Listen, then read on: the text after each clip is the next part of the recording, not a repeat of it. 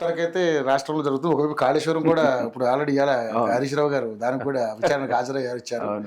So ఏంటి మరి కాళేశ్వరం మీద మీ అభిప్రాయం ఏంటి?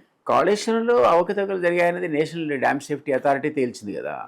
నాణ్యతలే పాటించలేదని, ఎక్కడైతే కట్టాలో కూడా కట్టలేదని, సో ఈ ప్రమాణాలు పాటించలేదు అని దాంట్లో లోపాలనే విషయాన్ని అంతకుముందు చాలా సందర్భాల్లో ఇంజనీర్లు చెప్పింది కూడా స్టేట్మెంట్స్ మనం విన్నాం. ఇప్పుడు కమిషన్ వాటన్నిటి కూలంకషంగా పరిశీలించింది కాబట్టి ఇందులో కూడా డెఫినెట్లీ కొంతమంది అధికారులు, కొంతమంది పాలిటీషియన్స్ అనేవాళ్ళు జైలు పోక తప్పదని నా అంచనా. టు సీ ఫైనల్ రిపోర్ట్ వస్తే అర్థమవుతుంది. అంటే 2 పిల్లర్లు కూలినాయి, దానికి ఏదో మొత్తం కాళేశ్వరం కూలిపోయినట్టుగా చేస్తున్నారని కాకపోవచ్చు, కానీ అది ఇప్పుడు కమిషన్ తేల్చాలి. ఓన్లీ అంతవరకైనా దాన్ని రిపేర్ చేస్తే సరిపోతుంటే సంతోషమే. కానీ బట్ డెఫినెట్లీ ప్రమాణాలు పాటించలేదు. ముందుగా డిపిఆర్ తయారు తుమ్మల నాగేశ్వరరావు చెప్తున్నాడు అసలు క్యాబినెట్కి రానేలేదని.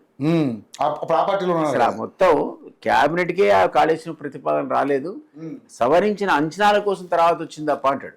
మెయిన్ ప్రాజెక్టే రాలేదు డిపిఆర్తో సహా. ఆశ్చర్యం అది. క్యాబినెట్ ఆమోదం లేకుండా ₹1,00,00,000 కోట్ల ప్రాజెక్ట్ ఎట్లా క్లియర్ అవుతుంది?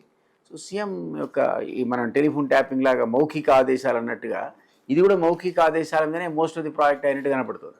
అది అవునా కాదా అనేది కమిషన్ రిపోర్ట్ రేపు మాకు వస్తుంది కాబట్టి అర్థమవుతుంది. అది నిజమే అయితే డెఫినెట్లీ కేసీఆర్ గారు ఇవాళ స్టేట్మెంట్.